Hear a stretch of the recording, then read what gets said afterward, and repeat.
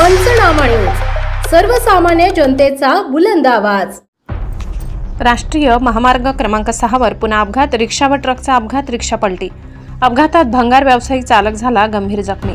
अपघातात भंगार व्यावसायिक चालक गंभीर जखमी झालाय।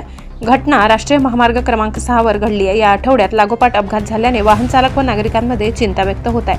अज्ञात वाहनाने मालवाहतूक रिक्षाला दिली धडक। हा अपघात घडला ते अज्ञात वाहन कोणाचे याचा शोध घेतला जात आहे। धुळे सुरत राष्ट्रीय महामार्ग क्रमांक 6 वरील महामार्गावर अपघातांना आळा केव्हा बसणार असा सवाल पुन्हा पुन्हा व्यक्त होत आहे। ठोस अशी उपाययोजना प्रशासन केव्हा करणार असा प्रश्न उपस्थित होत आहे। प्रशासनाने फक्त पाहणी करण्याचे नाटक न करता ठोस पावले उचलणे गरजेचे आहे। त्याचे झाले असे की विसरवाडी रिलायन्स पेट्रोल पंप समोर नवापूर येथून मालवाहतूक रिक्षा क्रमांक GJ 17Y8837 यावरून येत असताना मागून येणाऱ्या अज्ञात वाहनाने मालवाहतूक रिक्षाला जोरदार ठोस दिल्याने रिक्षा पलटी झाली।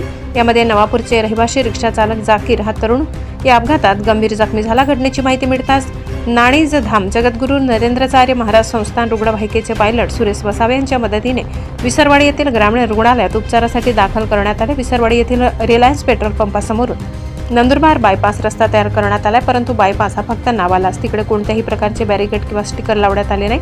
अशात स्थानिक नागरिकांना अपघातांना सामोरे जावे लागत आहे। दररोज महामार्गावर लहान मोठे अपघात होत आहेत, तरीही प्रशासन व महामार्ग प्राधिकरणाचे अधिकारी व ठेकेदार यांना काही फरक पडत नाही। महामार्ग हा अपघात ठरला असून चौपदरीकरणचा रस्त्याच्या कामाची कोणाला नाट लागली या विषयावर चर्चा होत आहे। अपघात सत्र थांबायला तयार नाही। Bureau report, Visarwadi.